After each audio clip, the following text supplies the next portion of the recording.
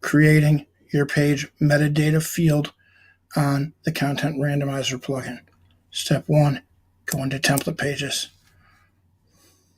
Step 2, go to the page you want it on, hit edit. Once you get into all your settings here, you're going to click on the page meta field. And I have a custom short code made here, but this would say flood cleanup because that's the page I'm on.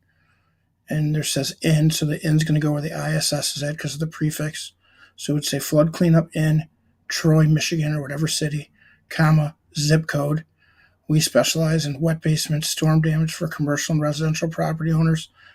We can bill your insurance company if necessary to help with your payment.